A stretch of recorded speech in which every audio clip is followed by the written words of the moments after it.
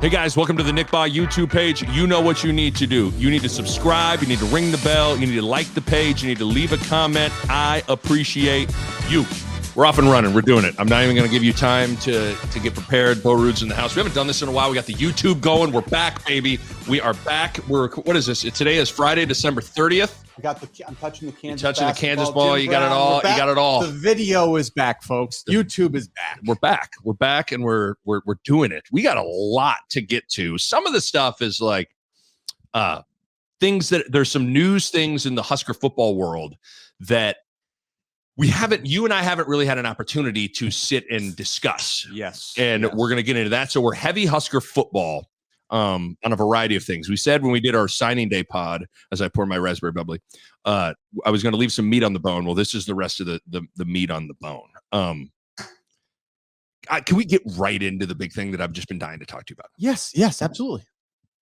The fact that Matt Rhule kept Donovan Raiola. We touched on it a little bit. Mm-hmm. Let me lay out some things, and then we'll unpack it. So Matt Rhule was asked in his press conference kind of about keeping Donovan Raiola. And he said apparently Donovan Raiola was trained by Harry Highstand, who's just, I don't know, we could Harry and the Hendersons? Harry Highstand. So that's the same system that Matt Rhule is trained in. So, which I understand there's probably like terminology, how they teach things, whatever. Said he wanted that to be the system he ran in Nebraska. So that was something that was compatible. And he also said he liked Donovan's vibe and energy, and it was a natural fit. Yes. I guess we'll stop there for a second. That all can be true. He could have Harry and the Hendersons. You trained with Harry. Harry and the Hendersons. I've seen that movie. Great movie. I like your vibes. He could have liked him, trained with Harry and the Hendersons. But I am of the school of thought that this is 1,000% about Dylan Raiola. Do you agree with that? Do you think that Matt Rhule keeping Donovan Raiola as the offensive line coach is all in an effort to land Dylan Raiola? So I will start by saying that, I've talked to people about this, and I think that's kind of the consensus, Mm-hmm. right? The narrative, though, is that Donovan Raiola is that's right. Dominic Raiola. God, Okay, there's so we got to get this. But Dominic was not a good coach. No, Donovan Raiola. Dominic's still. No, I am. See, we're gonna get this right. So you're saying Donovan, the narrative? Yes, the coach. Donovan. Yes. Donovan Raiola. Yes. Donovan Raiola is the coach. Was the former player. Okay. Dominic Wilkins, former player, just trying to get some sort of stupid connection. Sorry. Yeah, my brain just flipped those two around. But that he was not a good coach. Right. Billy Donovan was the coach. Dominic Wilkins was the player. Dylan is the neighbor next door. Okay. Yes. Okay. Keep going on Donovan Raiola, the narrative. Donovan Raiola. Yes. But that he's not a good coach because obviously the line didn't play well. Right. I think he actually is a good coach, but here's where we have to be real. I think he is a good coach. His line didn't have a great year. Right. Right. Matt Rhule likes the system. Maybe he recognizes this guy might be a good coach. Vibes. All right. But if your nephew is not Dylan Raiola, if Dylan is the kid next door that works at Burger King who's got acne and is just trying to make the chess team or something, right. What are the odds he gets kept? The only coach that gets kept, right? Where, a Sean Beckton's had a lot of success recruiting but Sean Beckton's nephew was the number one quarterback in the country. Does Sean Beckton keep his job? Yes. I think that's the part where you go, would he have kept Donovan? Yes. There's a maybe, at best 50%, maybe less. Maybe it's 25. Maybe it's 25. Maybe it's less. But if your nephew is the number one quarterback in the country, right, who would maybe come here because you're here and you're a pretty good coach, that's the part where it might be even, that might not be fair to Donovan, but Well, you could make the case. I think it was Schick made the point when I was talking to him. He was like, let's be honest, 2 coaches have now hired Donovan Raiola in probably efforts to have a good opportunity to land Dylan Raiola. With Frost Yeah. and now Matt Rhule, where like I think it's one of those things. This is a classic scenario where like multiple things can be true at the same time. It doesn't have to be all this and all that. Like I think let's stick with Donovan for a second. Like because Rhule even said he said that I thought it was interesting in his press conference. He was like, listen, there's a narrative around here that the offensive line was the problem. And he was like, I don't agree with that. And he went into the whole thing of like, you have to have an identity where like, are we going to throw it? Are we going to run it? And when that's the case, you put your O-line in a tough spot. He even referenced the fact that he made Marcus Satterfield when he came to Carolina go coach the offensive lineman because that gives you a better understanding of how to call plays. But in defense, like if you're building a defense, if we are Saul Goodmaning after we just defended Gabe Ervin and then in walks Donovan Raiola into the Albuquerque, New Mexico, court. Yeah. You could build a compelling case. Like, here's the thing. Last year, Cam Jurgens left. I don't know if people necessarily anticipated that. Cam Jurgens left. Noelle tests positive for whatever. Some drug test failed. He's out for the year. He was going to be a starter. Teddy Peno ass down, came back, could not pin anybody's ass down, and gets hurt. And there might have even been one more injury that I'm forgetting. But those are significant. Those are at least 3 starters that they lost. Then also your head coach gets fired 3 games in. So there's a lot of chaos. All of a sudden, Mickey's the head coach. Whipple's now fully in charge. Whip wants to whip that thing around. Like there's a bunch of different things like that. So like you could make the case that all those things worked totally against Donovan Raiola. Yes, and I'll give Donovan this too is, Mickey was probably going to get retained too. So, he was trying to retain, but it's also like, I don't think Donovan really was pulling recruits at the time. So I've heard from a lot of people that he doesn't have. It was Mike Schaefer at 24/7 Sports covers recruiting said it's not like Donovan has a unbelievable track record, even in a short period of time, of being an amazing recruiter. Yeah. So like, that's the part where you kind of go like, look, like it's pretty obvious. And, and this is where you brought up what Rhule was saying about the offensive line. I think that's Rhule being smart. You know what Rhule's doing there is he's saying he knows better than like throwing the offensive line and the old staff on the bus and telling these players to hit the bricks. Because you know what?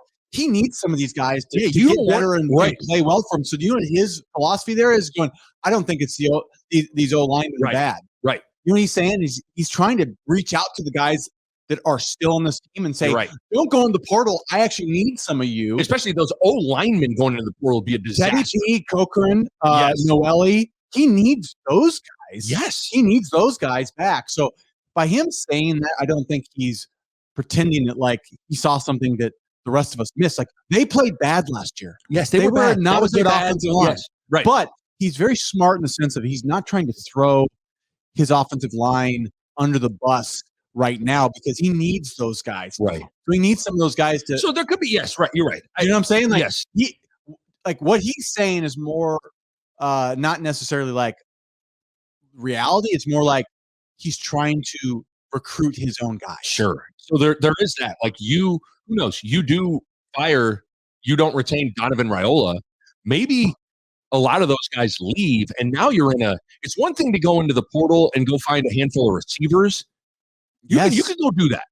What do we talk about all the time? Our pizza dough toppings thing. Like it's hard to go into the portal and field an offensive line that's going to go be serviceable. So he probably knew that as well. Yeah, you don't mess with your big guys. I think that's probably like as much as it's true that they weren't good, it's also true that like it's hard to get any big guys. So like the decent ones you got, you better, especially the younger ones. You know, Cochran and Teddy P still like those guys. You really, you need those 2 guys big time. Oh, for sure. And I know we'll talk about it in a little bit. Like the D line has had a mass exodus that we'll get into as well. So, but at the end of the day, and I'm not like, if you're looking at this, the only it's like, okay, here's Donovan Raiola. He's got 1 year of being a position coach experience in college. That 1 year, his offensive line performed poorly, regardless of whose fault it is. Yeah.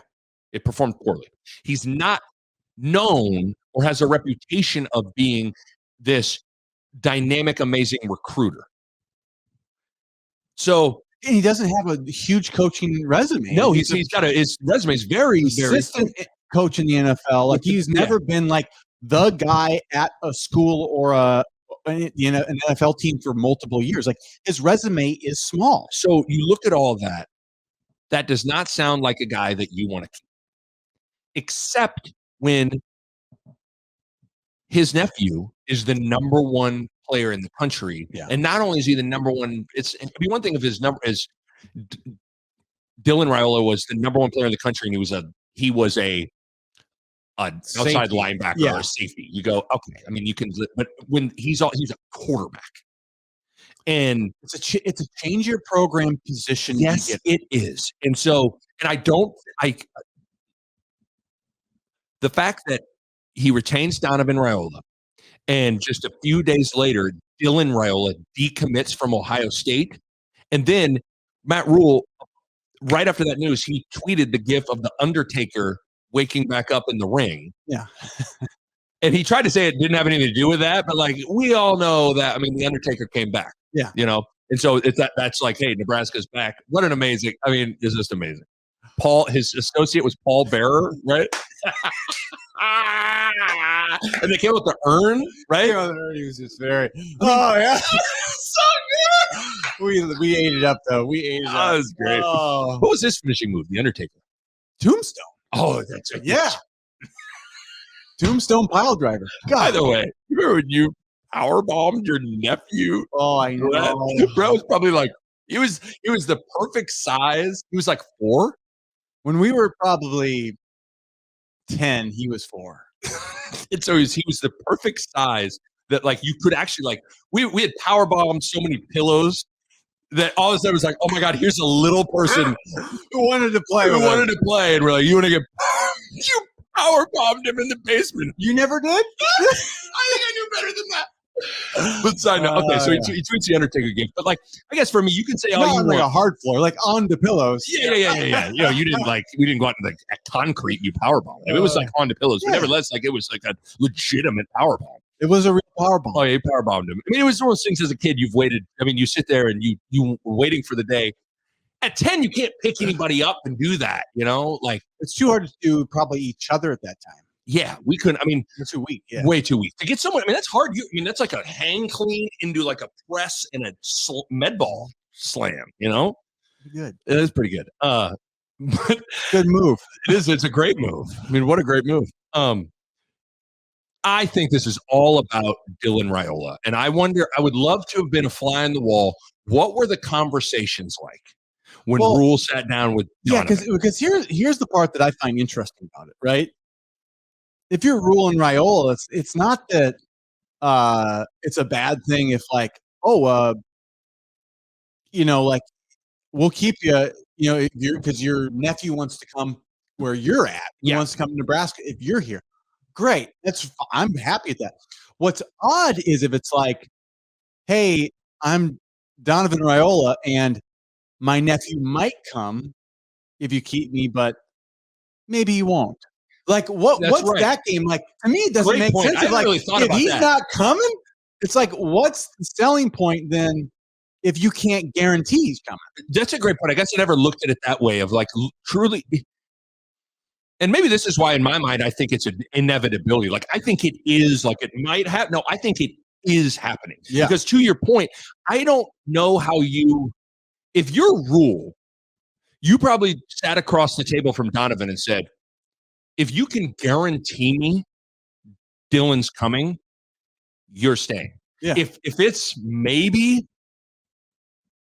I mean, if you're Rhule, yeah, because your O-line hire is a huge hire. Yeah. You don't want to mess that up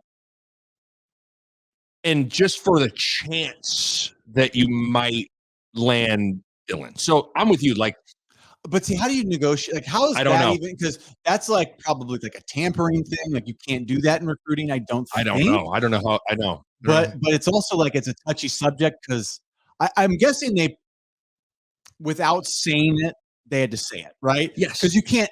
Matt Rhule can't ask that, and Donovan can't say that. And probably. Donovan can't guarantee. I mean, it's like Donovan's not Dylan. Yeah, and You know, and Dylan probably has to be the one saying like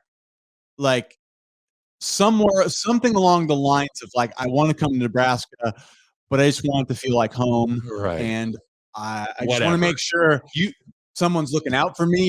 Wink, wink. Yes. Like, and I don't know that they can actually be like, I need you to hire my uncle. I need you to, like, I don't know if it can be said like that. I don't know either. I'm guessing Matt Rhule didn't lay it out like that. in that black and white of terms, but I think we all know that it's probably that everything is insinuated. Yes, with it that. is insinuated. It's got to be. Yeah. I mean, again, I think so. Do you like right now? We're in Vegas. If I could bet a lot of money on, like, I think it's a certainty that Dylan's coming. I bet you. I would say it's 80%. I think it's more. I don't think. I mean, it could be more, but man, it's like it's also interesting. Then let's think about this. Like, he was not committed before Matt Rhule, right? So what does it say? Well, no, he was committed. You're saying he wasn't committed to Nebraska, correct? Maybe he wasn't willing to come to Nebraska unless it's Matt Rhule and his uncle, because it was his uncle and Scott Frost. He wasn't willing to commit, right? And maybe there was something about Frost that he didn't like. That's the part that's kind of interesting. There's something about Frost he didn't like, and there maybe that. Here's what is recruiting just repellent. Yeah, is a situation where a coaching situation is unstable. True. That's true. Where he's looking, if you're Dylan, you go, man, I go there and Frost is fired. Who am I getting? Who am I getting? All that stuff. So I think it was a combination of a bunch of those things. But the fact that he was committed to Ohio State, and that makes sense. I mean, Ohio State's become wide receiver U. Yeah. Like, you are going to have the best wide receivers in the country. Always good alignment. Like, it's quarterback paradise in some ways. The fact that Donovan gets kept, and then a few days later he decommits from Ohio State. I mean, like, not. I mean, if we're detectives, we're like, no, what could this mean? Do we have a warrant? Like, there's enough for a warrant. It's basically like there's like a dead body on the floor. There's like a guy holding a knife, and he's like, okay, let's think about this. I don't know that he killed that guy.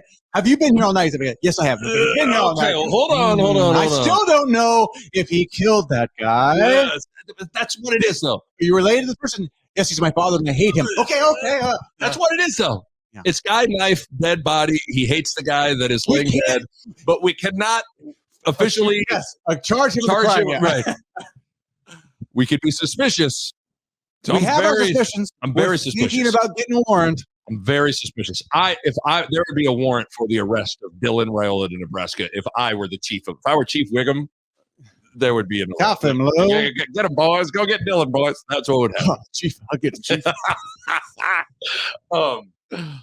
Okay, with Dylan, I guess then the question becomes, like, let's put ourselves in Matt Rhule's position. Is it worth keeping a potential O-line coach if you can land the number one player in the country, the number one quarterback in the country? It's a fascinating. Yeah, but see, that's why I don't think it's fair to call him. I think like he's a pretty good Donovan, coach. You're a DD. You're a Donovan defender. I am a Donovan defender. You like them double D's, boy. You're a Donovan defender. So that's where I don't think he's I think that's the right narrative is that he probably was kept because of his nephew. The wrong narrative is that he's a terrible coach. I don't think he's a bad coach. I think he might be a good coach. Yeah, I guess I don't. Yeah, I think that's probably fair. I'm just telling you, I watched a couple of those interior linemen and tackles we had have just been with McGee, Standstill Jones, Frankie Falls, yeah. So I mean, we just we've had some guys that just haven't been great performers. I think the coach has to take some blame for that, for sure. But I don't think it's fair to call him like a terrible coach. They're not all his recruits. Okay, I'll give you that. Okay, let me try to rephrase it, because you in a court of law you'd have said objection. What would it? Hearsay, or that's his what objection? Okay, let me rephrase it. Is it worth keeping an offensive line coach that you have no connection with, that has no unproven, a very unproven? He's That's got fair. 1 year as a position coach.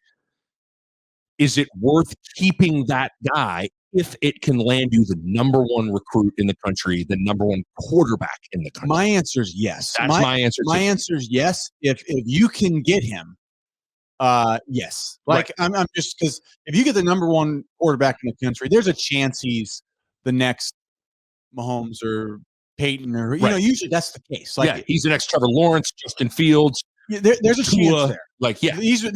You know, now I was looking through. There's also a lot of there's been a lot of 5-star top quarterbacks that have, not panned out to be much.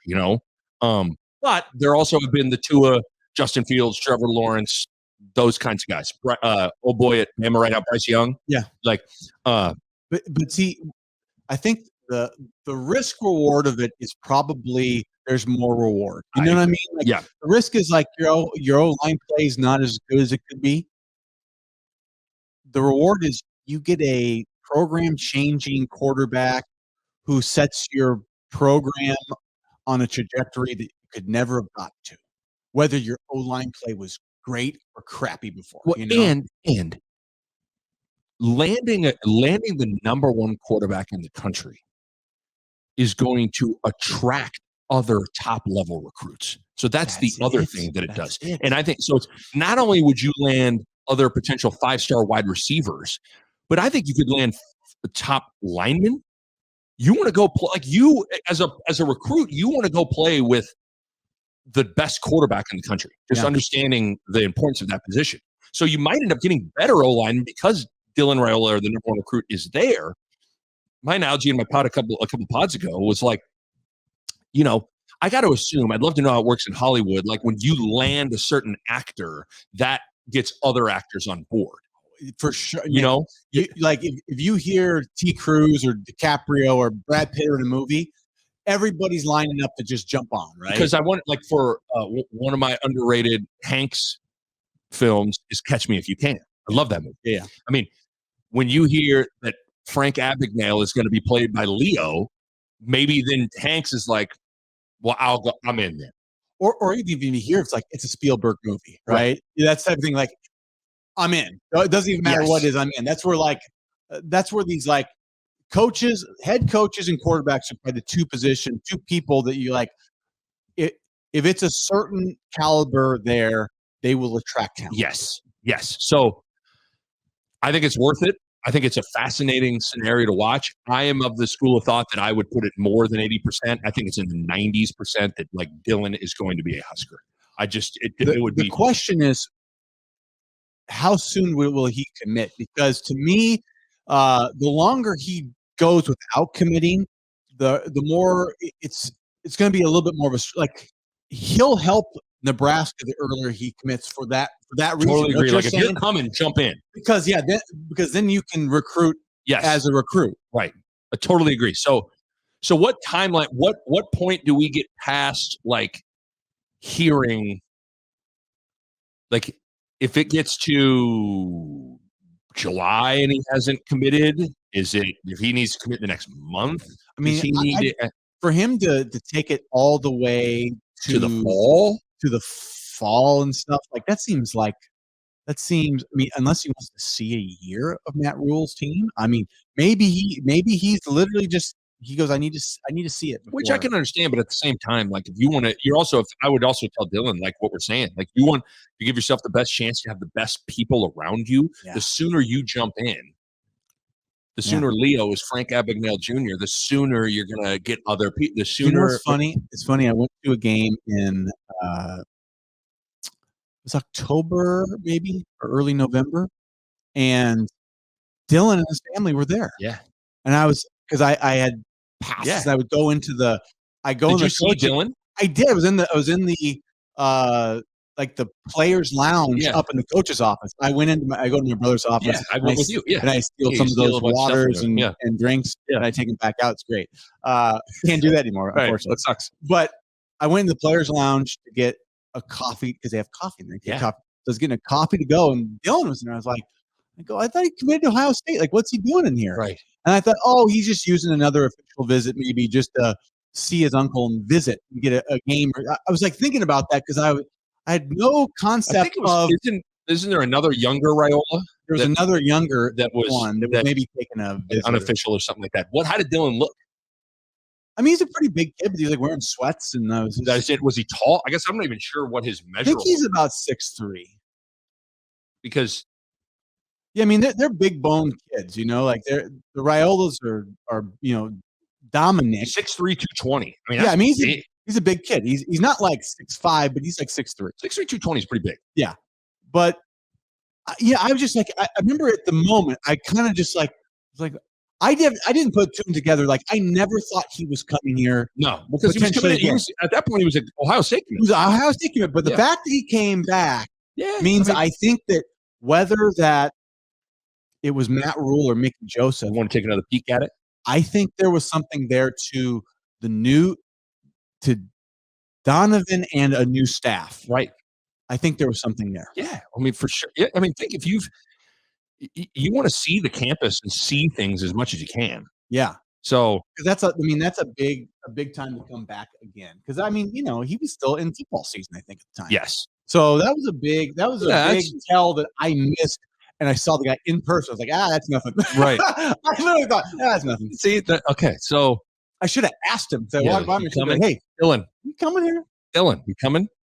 So, okay, there you go. I've been wanting to talk to you about that for like a while now. The other thing I just got a bunch of Husker stuff I'm throwing at you. We talked about this a little bit, but we got to expand on it. Casey Thompson is officially staying. Yep. He had shoulder surgery. The way I understand it, he's not going to be ready for spring football. Creates an interesting dynamic. Yeah. I think it's challenging when a new staff takes over and you're not ready for the spring, but at the same time, like Adrian Martinez had surgery and he went to a new system in Manhattan for Kansas State and didn't play in the spring, but he started. Yep. I think it's huge that Casey Thompson is back. I've said this before. I've fallen in love with the new thing one too many times and assuming that the new quarterback and the new stuff is going to be better. And I'm not falling for that again. Jeff Sims might be good. I have seen Casey Thompson do it. I think Casey Thompson is good enough. I think Casey Thompson will be the day one starter. When they play at Minnesota to start the year, I think he's the starter. I guess two parts. What do you think about Casey staying? Do you think he's the day one starter? Love that Casey's staying. Like I said, I'm a big fan of him. This shoulder surgery, it's his left shoulder. I believe. I don't know. I'm pretty sure it's left.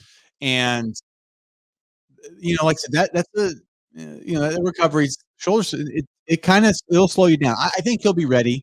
I don't think a new system will bother him. He's a veteran. He's old. Older guys can pick it up faster. Yeah. Just how it is. I know it's going to be a lot, but he's going to get some reps over the summer. It's so he'll be a little rusty. By fall camp, he'll get his reps in. He should be ready to go because he is old enough. He'll be able to handle digesting a new playbook. He's been through it. He's had in-game reps. He understands concepts. It will be okay. It won't be too hard for him. So he's been through 2 or 3 systems now. He'll be able to get it. Now, what's interesting is after even our last conversation, this Jeff Sims, there's just more coming out about him and Matt Rhule, how much Matt Rhule really likes this guy, one of Matt Rule's former coaches that he coached with, recruited and recommended this guy. There's that connection. So Sims is sort of resume now is standing out to Matt Rhule apparently as much as anybody. So what I mean by that is like I think it was Mitch Sherman that thinks that right now Jeff Sims is in the driver's seat to be the guy. Right. And I was like, oh, that's surprising because Casey, I was like, damn, Casey's been good. So I still think Casey right now, to me, is my guy. But it's interesting to hear how much they like this Jeff Sims and how athletic and how much of a talent he actually is. So I'm trying to figure out. I agree, by the way, and I even Rhule even dropped a little nugget. We talked about this. How he said NFL people reached out and said, get this kid, right? Like, I mean, he's a specimen. He's he can run, all that stuff. I'm trying to think of the time. So he spent 3 seasons at Georgia Tech. Yeah. Now the COVID thing makes it's like playing blackjack with an ace comes out. You're like, okay, I'm at 15 or what am I at? You know, you like addition becomes a problem. But with a COVID year, so I guess what I'm trying to figure out is how many seasons of eligibility does Jeff Sims have at Nebraska? Because then there's to circle back to what we talked about, there's Dylan Raiola waiting in the wing. Yep. And he's a 2024 guy. And if you're bringing in that, he's starting. Yep. So I don't know. Maybe. Actually, I think that's I think most of these kids think they're ready to start. Some are, and some are. Usually, I would assume the plan. I would think if you're bringing him in, you're assuming he's going to start. You don't know, but I would think you're like, all right, I'm bringing in the number 1 quarterback in the country. Unless proven otherwise, I'm thinking he's likely going to be the guy. Yeah, I think that's. Here's what I think. I think you plan your future around him. I think the first 4 to 12 games, you don't need to rush him out. Sure, there, right? You got to make sure your line's ready. You're right. Or you have the guy that's like, hey, we're going to start the older guy for the first part of the year and see how he does. Get you really ready. Because that's kind of how Tua. Yeah, you get him ready to succeed, and then it's like, if it becomes really obvious, hey, this guy's just better, then you make it happen eventually. But I don't think you rush the young kids. I think I'm a believer in like, man. I know I am too. Usually, I'm just saying like these guys anymore. Like, I mean, but you can. I don't know if you can guarantee anybody. Like even the number 1 quarterback, you can say pretty much like, look, I think you're going to play, right? But like if you are not better than the veteran court, like a Casey Thompson versus a true freshman superstar, it's in a year the superstar will be better than him, right? But Casey, like the veteran guys in the first 6 games of a year, I think there is something about that, like a brand new, deer, for sure. Brand new deer trying to walk. Yeah, it's still tricky being a true freshman, making that transition from high school to college. It goes right. It is fast, man. So there's few and far between that have been able to walk in as a true freshman and play the first game. Right. I guess the good thing about Sims is that he's not like a freshman where if he's the starter, then Dylan goes, well, wait a minute. No. So I think that the timeline could work out okay, whether Casey's the starter or Jeff Sims is the starter for a Dylan Raiola to come in. He's played 3 years. So he's either got, my guess is he's got 2 more years of eligibility. 2 more if he wants to take his COVID redshirt year redshirt. So, which at this point, like, gosh, it just that makes everything so crazy. It does. These guys are playing like. It's good for them, but it's also like I think a lot of people would be like happy when that stuff's like the COVID red shirt. It's just it's kind of messed up the numbers on things for people. Yeah, but because Charles Thompson, Casey's dad, was quoted as saying like basically his quote was something to the effect of like we're coming back, but we ain't sitting, we're starting. So good and that's competition, right. Man. That means the quarterback you get between Casey Thompson, Jeff Sims is gonna be the guy that's playing good football, right? That's good. We need more, Nick. We haven't had that around here in a long time. Right. I mean, we kind of had the McCaffrey Martinez thing for a year, but I mean, it's been like Luke McCaffrey went and was a receiver at Rice. Yeah, and that's a receiver. The receiver, we had to have a receiver give us competition. Right. Well, like I'm trying to think. I mean, besides that, I mean, Tommy Armstrong. I don't remember him having much competition. No. It's been a problem. I mean, Tanner Lee had no competition. Martinez walked in, had him and Jebbia, and then He beat Jebbia leaves, but then Martinez basically had no real competition for years. Yeah, so I'd say the Martinez Jebbia was the best competition. Yeah, other than that, it's been. But then we lost Jebbia. And then you lose Jebbia. So, but I think it's a great thing that Casey Thompson's coming back. I think it's a great thing. I think it's a great thing Casey Thompson's coming back. I think it's a great thing we got this Jeff Sims because you know what we found out? You always need 2 quarterbacks. Oh, yeah. You got to have 2. Right. And so now to be interested in what happens with those other, with Chuba, Smothers, Harburg, Richard Torres. Like, that's a lot. Are they going to have 6 scholarship quarterbacks? That's probably. There are going to be some dudes bouncing. I mean, I got to think between Harburg and Torres, Smothers might just be in. He might just be like, I'm in for the long haul here. Right. But Chuba to me is the guy that's like, he's kind of the odd man out right now. The thing that's weird is, I don't know how this works anymore now. It's like, because he already transferred. Like, because it started as like the 1-time transfer rule, but so many times you see guys leave multiple times and they're eligible right away. But can he do it since his coach? But I think when a coach leaves, that opens the door. Probably. So I think he has. Maybe he didn't take his because Frost was technically fired.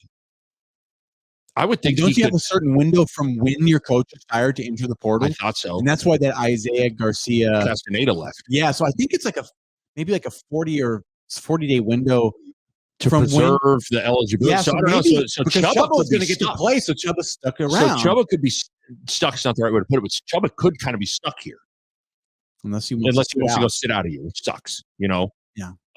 So we'll see. That quarterback situation and that quarterback room is crowded. But I like the picture of Casey and Jeff Sims. Mm-hmm. And then again, I think Rhule is going to be in that room in a couple of years. I want to talk a couple of the staff for a second. Tony White is the defensive coordinator. Yep. Came from Syracuse. Now, when you initially see the news and you see that he runs a 3-3-5, you go, oh my God, 3-3-5 against Iowa, Wisconsin, Minnesota, like, oh my God. But Rhule in his press conference basically said, listen, we're not necessarily going to run the 3-3-5. Like, we're going to run what fits. And referenced, I think he ran 4-3 at Temple or 3-4 at Carolina. Like, he's done a little bit of everything. Now, you look at, like, actually some of Tony White's, like, it was this is Huskerville put this out. So let me read some stuff on Tony White. He was the nation's most improved defense. In 2021, Syracuse moved up 93 spots in total defensive rankings when White took over. They ranked 7th nationally in defensive touchdowns in 2020 at Syracuse. They ranked top 5 nationally in interceptions of 2 of his final 3 years as cornerbacks coach when he was at San Diego State. He was top 10 nationally in defensive touchdowns in 2 of his 3 years at Syracuse. In Syracuse, they ranked 19th nationally in total defense in 2021. So, like, he's another younger guy that hasn't been in it too terribly long, but he's got a relatively impressive resume for a short period of time. The 3-3-5. Can you? I get people like you can't help but picture 3-3-5 in your picture, like 3 down linemen and then like 5 yards off the ball, 5 people. It's not going to be like that. But can you? What can a 3-3-5 work in the Big Ten? Yeah, I think it can. I also don't think it has to be only that. You know what I mean? Like, I think some people get too caught up in like this is the only thing we can do every play. Like, you can run a 3-3-5 some downs, a 4-3 some downs, nickel some. You're going to be doing lots of things anyway. So maybe they're going to run no 3-3-5, but maybe they're going to have some of it. And that's fine. I think it's just the concept is there's a little bit more movement than a typical 3-4, right? Right. It just creates a little bit more movement with your linemen, I think, versus true plugging up like 2 gapping sometimes where the 3-4 would be. So from what I understand, it's more movement, kind of causes chaos a little bit, and that's what people like about it. But I got no problem with a 3-3. I really don't have a problem with schemes necessarily. I think you just got to be able to have the players that can run your scheme. Right. I think Danny Wood had even said that. He goes, people get way too caught up in scheme. Yeah. Don't worry about scheme. It's not quite as important as scheme as long as like what they're teaching, they're good at teaching it. Right. And they got players that can fit it. And right. I think Rhule, once again, has done a good job saying, like, it's not about scheme, it's about players will fit the scheme to the players. It's about players, and it's about the ability to fit fit those players into whatever system it works best for them. And he also referenced that he likes with Tony White because he's creative. Yeah. How do you feel about I think here's the real quick. I think a lot of people, when they heard there was like, what was it going to be, a $7 million pool for assistant coaches?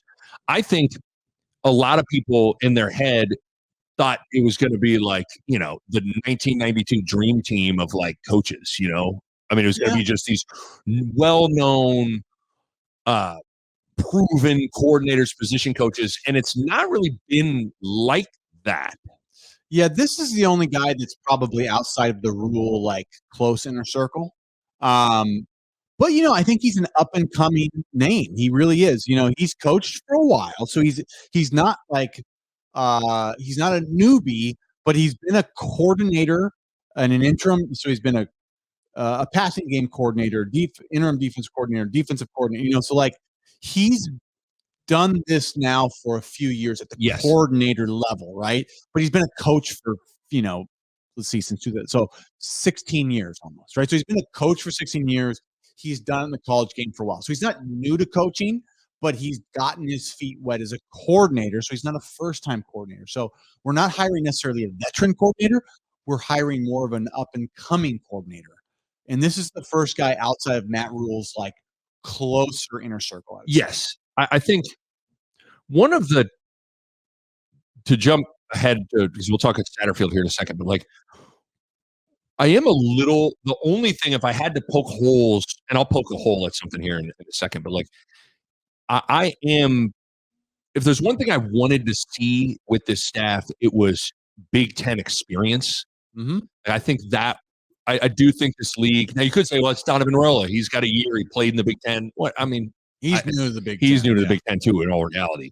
I do wish there was someone that has been in the conference recently on this staff, because I think that hurt Frost.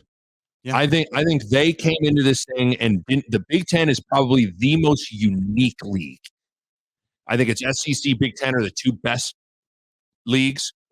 I think SEC's got the best talent. I think Big Ten's got the best coaching. And the Big Ten has just got so many teams that are just different. That it's ball control, run it. You understand all that. I wish there was somebody, and I was kind of hoping that somebody was going to be the defensive coordinator. Yeah. So initially, I was like a little disappointed with the hire. The more you read about it, the more you kind of digest it. It's not. I'm not as disappointed, but I was hoping there'd be some Big Ten experience on the staff. Yeah, that would help. I think it would help. He's more of a West Coast guy. I mean, if you look at his, he's UCLA grad. He's San Diego State, Arizona State. He's a West Coast guy. So I mean, maybe that'll help us recruit a little bit out there. Recruit Arizona a little bit. That's great. California, Arizona. But he doesn't really fit into like Big Ten recruiting. Great. Texas recruiting, kind of what we've been talking about.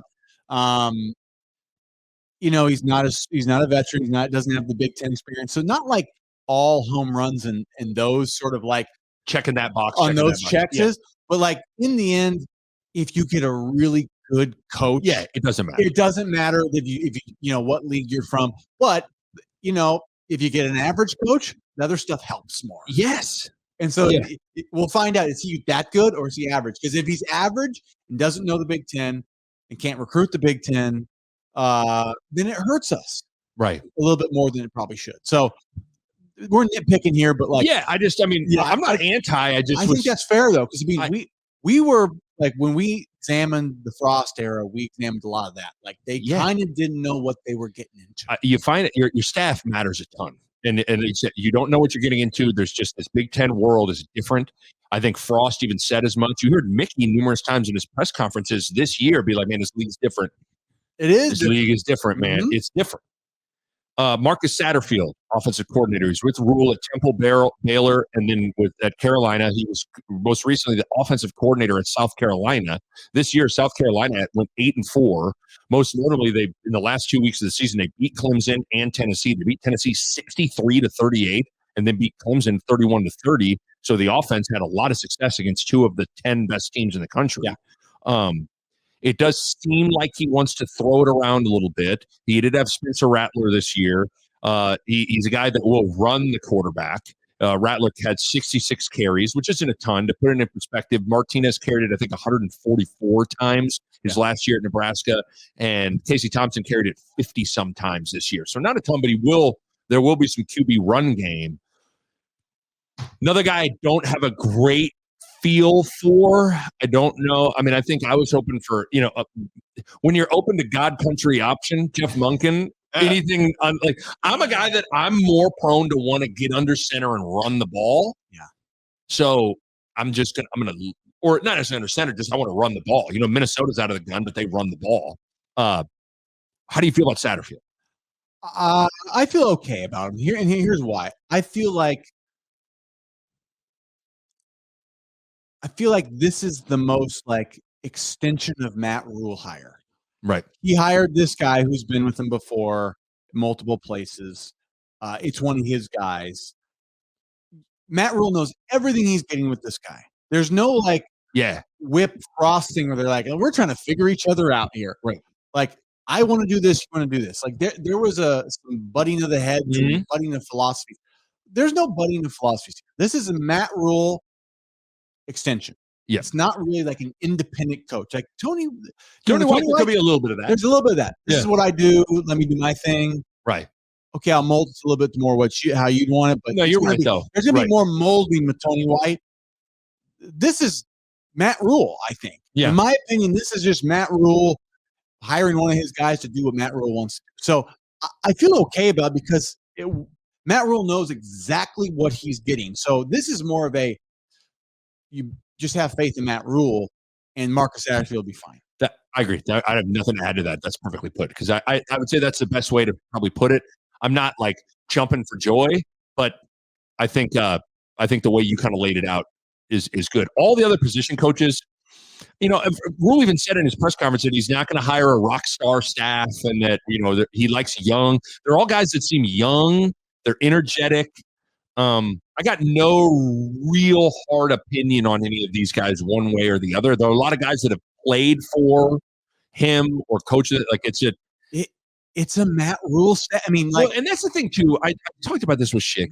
One of the biggest silly narratives out there is I hear this from people all the time. Like, well, this coach, I just told him to hire all his buddies and all his guys that he knows. It's like, show me a staff where some head coach filled all 10 of his assistants with guys that he had never met before, has no connection to, has never coached with them at all. Like we're creating this picture that doesn't exist. No, it's because when you're a coach,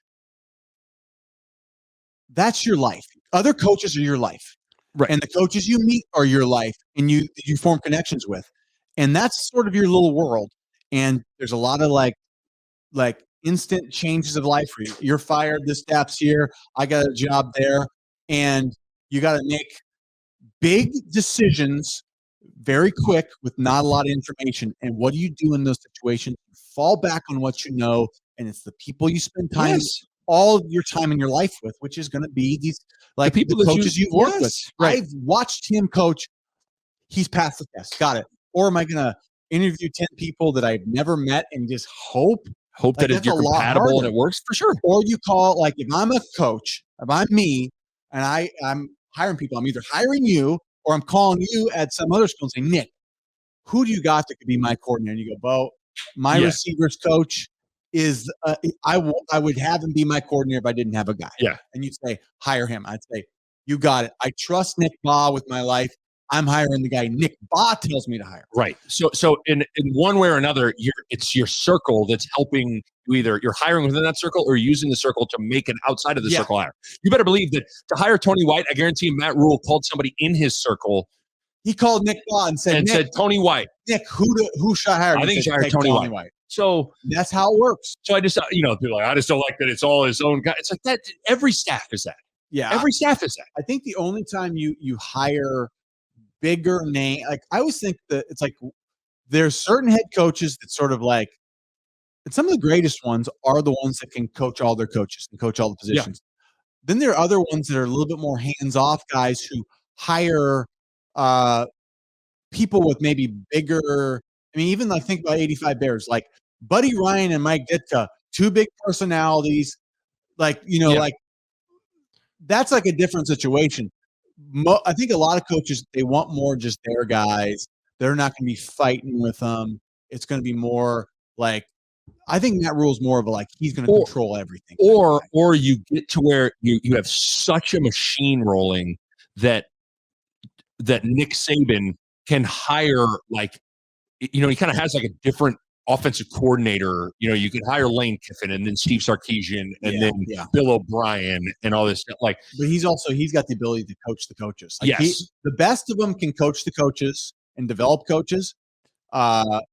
He kind of does bring it for offensive coordinators. He does kind of bring in offensive coordinator is the main one that seems to change a lot. But he brings in a very well-known dude usually. That's the unique thing with Saban of late, which is interesting. But okay, you ready for my? If I have to be negative for a second, like yes,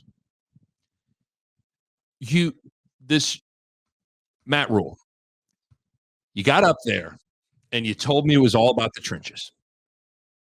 You told me this is what the key here in Lincoln, figuring out how to win here in Lincoln at Nebraska is the trenches. It's all about the O-line and D-line. That's what this is going to be all about. And you go out and you retain an offensive line coach who's got 1 year of college coaching experience.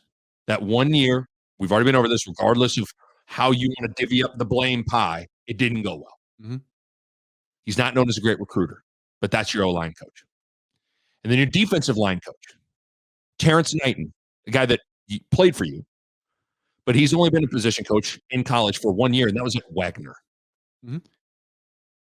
He was also an assistant D-line coach at Carolina, but only 1 year in college as a head D-line coach. So a grand total of 2 years experience between your O-line and your D-line coach with not a ton of recruiting prowess, and the resume is just, yeah. I would say that's the only thing that I'm like, Yeah, it doesn't feel like there's a lot of experience there. No. But once again, I think Matt Rhule is betting on himself. Right. That his experience is, and I would say he's kind of a rare guy that I think he's coached O-line. He's, he's all the O-line. I think Matt Rule's going to be like in that room a lot. Yeah. So, I mean, I think it's very fair what you're saying. Like, and I don't know that he landed like a big offensive line recruit we did get one guy from Arizona State in the transfer portal, which is like, good. That might be a nice addition, right? He's played some football. And so I think we'll see what happens after like, the whole transfer portal thing, because that's going to ramp up again in January, I believe. So we'll see. We'll see what the offseason holds for trying to get more offensive linemen here, and defensive linemen. I think that's our two things. Jesus. They're going to have to keep hitting that portal hard right now, because, I mean, the hires have not been like sexy hires. No. And I just don't know if some of the hires have totally backed up what he has said. If I'm being like, he's talking about this thing it's about trenches, O-line, D-line, and then he hires a guy that ran the 3-3-5. And again, I'm probably getting too caught up in that, and I realize that he's not necessarily going to run the 3-3-5, but at the end of the day, at Syracuse, he ran the 3-3-5. Now, they actually were okay against the run and all that stuff. And then you also hire, a coordinator that I think seems like he's more wants to spread it out and throw it a little bit. So if I have to be negative, I would be a little bit like, it doesn't seem like he's like, I've hired the I formation coach and I've hired the 20-year offensive line coach and the 20-year defensive line coach and the defensive coordinator that like the one thing that dude's been is rock solid in the trenches against the run, blah, blah, blah. And I'm nitpicking here, but if I have to, rather than just usually we turn on the mics and we just chug the Kool-Aid, if I have to like throw a little bucket of cold water on everything like that. That was, I'm just going through, I wrote that down in my notes like a couple of weeks ago of like just everything that he said. And then I would say his hires have been like, I don't know if the hires fully match that so far. Yeah, I mean, Tony White, I would say is like, I'm not upset with the Tony White hire. I'm like, yeah, the way you put it, like, it's weird. I'm not in love with either hire, but I'm also not anti either hire. Like, especially the way you put it, like Tony White, like, okay. And then the Satterfield, the connection with him and Rhule, you can find a way to there's synergy. There's synergy. He knows what he's getting there. Absolutely. And Tony White, like, if he had never been a coordinator before, that would have been trouble. Like, the fact is, like, he's a guy that we stole away from Syracuse, right? Like, I think they had a nice little turnaround there. Yes. And this is his second time being a coordinator. Right. So he was a coordinator at Arizona State. He was like basically passing game coordinator and then became the interim defense. So he's had experience at two different places. Like, I think that's a good, like, you just learn so much more if you have to do it in multiple places. So I think that's good that he has at least he's got that experience. He's been a recruiting coordinator. Like, even things like that, like, okay, these are good experiences to like have on a resume because it shows like, okay, I've taken more responsibility. I've done some things. I understand what is involved. This is not my first time trying to figure this thing out. I've done it. I've learned the mistakes. I'll be a little bit better. And then the last thing with Satterfield, it's also good to think like that guy sat in a room, devised a game plan against Clemson and beat them. That's what I'm saying. Offensively. Like, I mean, and Nick, have we beaten a Clemson around here in a long time? No, okay, or even like good enough for me at this point. Tennessee beat Alabama, and he hung 63 on Tennessee. So, yeah, I give him some credit. I'll give him some credit there. To wrap it up, but a handful of things to hammer through here. There's been some guys that have left that I want to talk about. Trey Palmer, we expected that. Huge loss, but expected. Ernest Hausman, we talked about that a little bit. That one, there are certain ones that like they really get you in your ribs, and you're like, that one hurt a little bit. Can't believe the kid from Columbus, right? Yeah, kid from Columbus left. I mean, I maybe can understand when your coach leaves and Michigan's calling, and you have to start over with a new coach, and you can do it at Michigan or at Nebraska. Yeah. But that one hurts because, man, by the end of the year, he was coming on.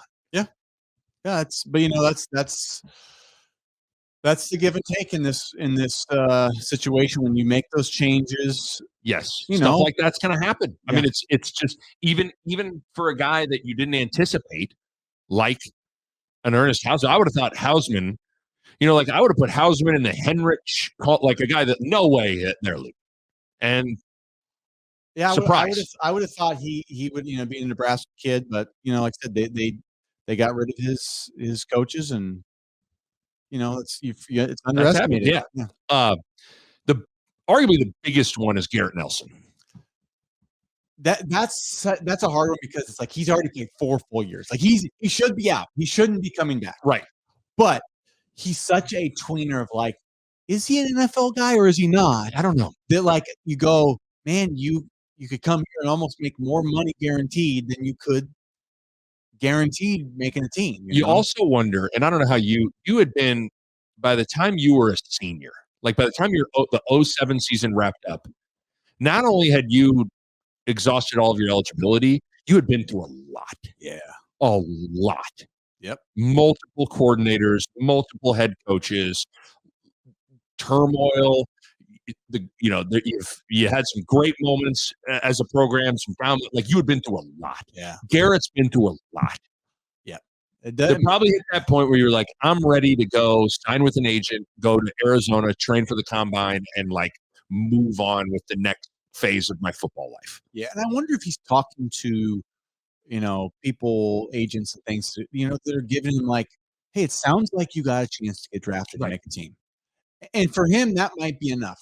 That might be enough. Like, he just needed to be like, here's where they're ranking you right now. Here's where it sounds like you're a 6th round pick or a 5th round pick. And for him, it's like, that might be enough. And do you think there's certain guys that I don't know how much better film he can really put out there. Like if not say he can't get better. He absolutely can get better, but I also don't know if there's just a ton for him to come back and gain on the field necessarily. You only got so many good years. Like he's beat that body up. I think he's beat his body up pretty good too. Where he had the elbow thing and all that stuff. Like he's a monster, but it's like how many people make it more than 3 to 5 years in the pros? Like, so you know what? Like, and that league minimum is, I think it's upwards of like $500,000 to right. I don't know what it is now. It used to be 3, but that's the difference. 300 something. Now it's like 700 something. Yeah, you only have there's a clock. Yeah, the play with 0 years of service will earn a minimum of $660,000. So yeah, it's around. So he could probably do better in the pros than he could in college. Yeah, but he could make 250 to. I mean, he could make a lot. But to your point though, it's like there's a clock. That's the difference. Like there's a clock that all athletes have, where Father Time is coming for everybody not named Tom Brady or LeBron James. Like at some point, your body's just like it's done. And so, by the way, I guess you didn't see it. Jason Peter sent off a series of tweets after Garrett Nelson to announce he was leaving. We always said that it was Ty Robinson and Jason that were like buddies. It might have been Garrett Nelson and him. You're going to read some of the tweets. It's a 6-part tweet. Said where to begin. There were times over the past couple of years when this program was on the edge for whatever reason, but always at the center of it, making sure that everyone's focused on the task at hand and this week's opponent, today's practice, wherever it was, this man stood in the middle of it, trying to make sure everyone's focus was where it needed to be, whatever was needed in order for us to stay afloat. Whenever I needed something done, a message relayed to a position group or the team, there was only one guy I went to, and I knew I demanded the attention of everyone of that team. I tell Nelly, he was born 20 years too late because he could have fit in right with our teams in the 90s. I would have loved seeing him standing next to me in the huddle. But unfortunately, for the program's sake, he came 20 years later because without these past few years would have been rough. He's a coach's dream, hardest working guy in the field, leader of the team, making an impact off the field. This goes up. So, wow though. Yeah, what you can't ask for more than a Garrett Nelson. You can't. No, he's a maximizer. He's right. He's energy, and he's a beast. I mean, the guy's physically a beast, right. But he gets everything out of himself, and he plays his freaking butt off. Yes, I thought he was good this year. I did too. I thought he was a good player last couple of years. Like, I mean, you knew Garrett, you were going to get everything out of him. Yeah. And, he was always going to be about the right thing, thinking the right thing. So, but for JP's not an ass kisser. If anything, he's more prone to be like, you're not fucking good. That means it's respect. That's a lot of respect there from Jason. Jason and Garrett, when they had to say how they felt to each other. Let's just put it to you this way. I don't want to smash your face. I kind of want to kiss your face. I mean, that lightly tap you in the head. I hate you. I hate you too. Okay. I think they wrestled. And when they were exhausted, they knew that was their way of saying goodbye. I appreciate Wrestle you. To exhaustion. That's what I'm trying to say, man. No. I'm seeing you every day and working with you. No, man. You're ugly. Get off me. You too, man. Okay. See you later. That's how Jason bonds with people. Yep. Now we fight. Okay. But Garrett Nelson gone. Colton Feast. What I'm confused with him. Is he? I think he's just like, I'm done. He's just going to go back to, where's he from? Like, I think he's UTAN, maybe. He's go back to UTAN and on the track, just fill up people's gas and be like, yeah, you're looking at him. I don't think it is that. Fill up people's gas. They fill her up, told me. Yep. Once upon a time. Yep, you guessed it. Remember 2022? Feist gas station. Welcome to Feist. Welcome to Colton's Feisty Petrol. Feisty Feist. Lowest gas prices in the Utah-Ashland area. Did I play in Nebraska? Oh, no, did I? I'll tell you stories. But he played the second most snaps of any D lineman. So big loss again. Yeah. And then O'Shawn Mathis got sacks. He is not coming back either. He was a huge disappointment this year. I mean, I thought we were going to get like Reggie White, J.J. Watt. He was just okay. He was just okay. But I mean, that's a Garrett Nelson, Colton Feast, O'Shawn Mathis. Tanner's gone. Tanner's gone. Like, holy moly. Basically, it's Ty Robinson and up. Is the mic back? Are we back? I think it's back. He's good. Yeah. You can hear me? Okay. Yeah, I see it's going up. You're good. Yep. Okay. So anyway, Ty Robinson, and then it's new guys for the backup roles. You have them step up. And it's going to be an interesting to see who kind of fills in there. Right. Oh, that D. Oh man, it's going to be an interesting. It's going to be very interesting. We said who's coming back? Said Casey Thompson. I think AJ Allen's coming back, which I think that's big. I kind of liked him in before he got hurt. Jamari Butler went into the portal, peeked in there. They went. Nope. Who? Nope. Sorry. North Texas. He stepped. It's like an elevator. He stepped out on the wrong floor, and he was like, "Damn it!" It's like he was like, "Dude, I'm breaking up my girlfriend. There's this bar upstairs." Oh, God. He goes in. It's like he went all up there. dogs. It's all dogs. He's like. He goes back there. He's like, I was thinking about honey. He's like, we should give this another chance because I went to the party and that's when I realized, girl, you the only girl for me. I just knew that we were meant to be or something. He was like, never mind. Okay, that's so stupid. And then anyone else? I don't know if there's anyone notable that has been like, I'm staying, and they're like, thanks a lot. Daryl drop pass. Yeah. I decided to come back. It's like, you're on the team? Were you? I want some walk-on that's never played to tweet, I'm back. I'm back. At this point, I want that. That's what I want. Just somebody that's never played. Yeah. Say, I'm back. Great. I'm Good coming for you. back. Couple other things real quick before we say goodbye.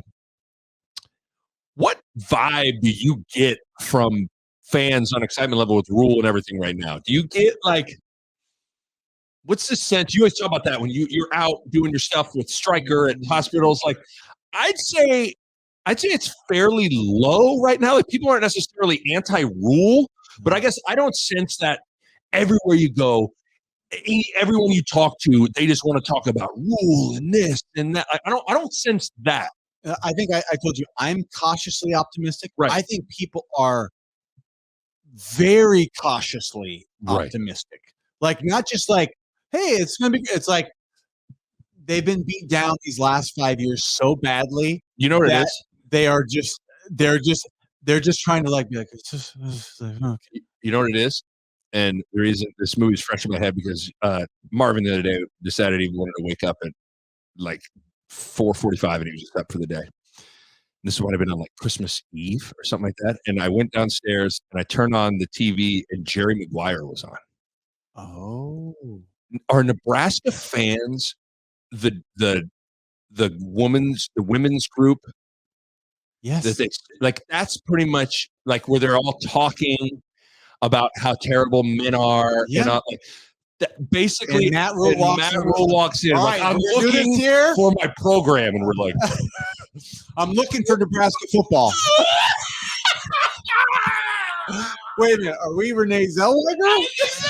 I think we would be Renee Zellweger. Just shut up. You had me at Nebraska football. You had me in Nebraska program. By the way, did you ever hear Bill Simmons poked an enormous hole in how did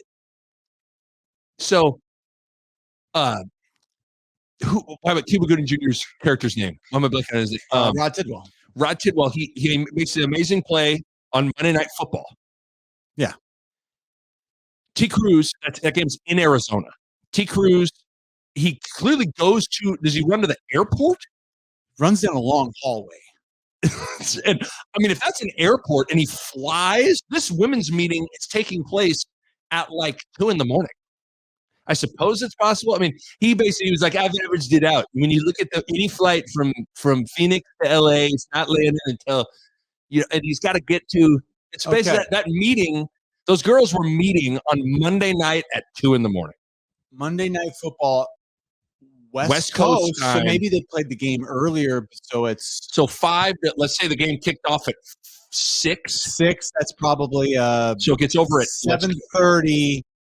Because he waited around to see Cuba and then he went. Yeah, they gave each other. Yeah, like, so that means it's not over till 9 and 10. It's a late.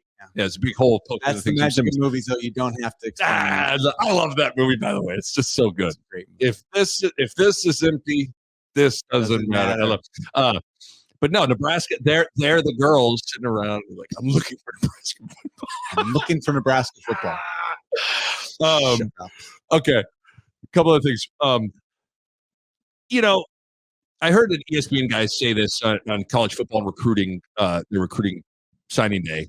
Nebraska really needs something good to happen early. They were talking about, like, what does Matt Rhule need? He talked about that. It's something we've talked about it a lot of, like, that just never happened under Frost. It just never – there was never, like, a big moment early that got it up.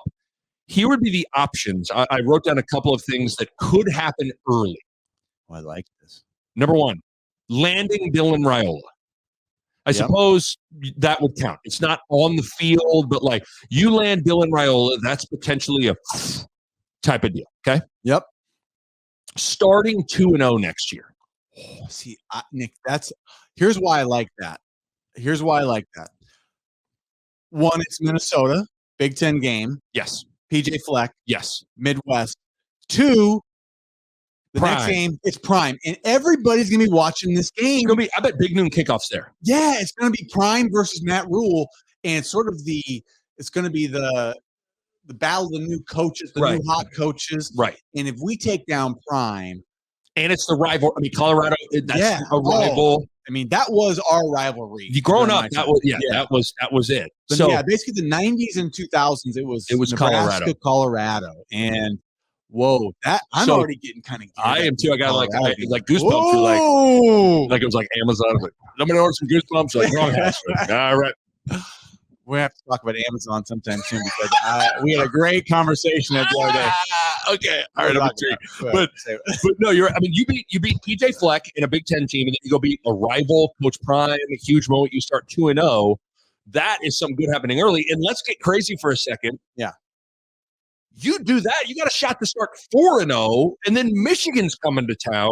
Look at us already. I'd say let's not get past the 2-0. I like that. Let's not talk. You don't want to talk Northern Illinois and Louisiana Tech, because then if you beat, I can talk 4-0. I can't talk Michigan. I'm saying, but like I can talk 4-0. I can talk. The reality is, if you start 2-0, you got a great chance to start 4-0. Those first 2 are gonna be tough, though. Oh, PJ Fleck's gonna be like, I got something for your ass. Yeah. And it's called a handoff. But so, by the way, kind of lame. Matt Rhule home opener is until September 16th. Oh, I mean, how lame is that? We're at Minnesota. Minnesota, at Colorado. I mean, who's doing our schedule? I don't know. I swear the Big Ten has just been like, they just said, we should just always give the worst schedule to Nebraska. Yeah, there's no. Screw Nebraska. My God. But yeah, that'd be pretty good. I mean, I'm already getting excited. You getting excited about that? Okay, that's all I got for that was all I got for now. I mean, you got any college football playoff prediction you want to make? Ohio State, Georgia. You think Georgia? If there's a team that's got a chance, like there's a non-negotiable level of like dudes you got to have if you want to like beat and play with Georgia. Yeah, to beat Georgia. And Ohio State's one of like 2 to 3 teams in the country that's going to have the dudes to do it. Does Michigan have the dudes? I don't think so. I don't think Michigan, after playing them, I'm like, they're good. I thought they were better last year. I do too. And they got rocked last year. But Ohio State, I mean, like, I think Ohio State has a better chance than Michigan for some reason. I do too. That's what I'm not so sure the winner of that game isn't your national champ. Yeah. Even though Michigan beat Ohio State, TCU, I'm not sure what to make of them. The watching Kansas State in a lot of ways outplay them. I just feel like TCU is going to get spanked, and I think Georgia's going to spank them. I don't know if they're going to spank them. I think they're going to be a homie clown situation. Yeah, I think they're going to be okay. Because they're confident as hell. Right oh now, my too. God! I mean, it's back-to-back titles for them. They've got some dudes. They're just I mean, did they even really? Shame on me. Did they even really get touched this year? I don't Like, know. did they have a game that was? I'm not sure if they. I mean, they. I'm sure that. Yeah, and they beat Kentucky 16-6, Tennessee 27-13. So there were a few games, I suppose, that were like a little tight, but for the most part, no. So, okay, there you go. I love that we talked Jerry Maguire. That makes me happy. Should we should we show him the money on the way out here?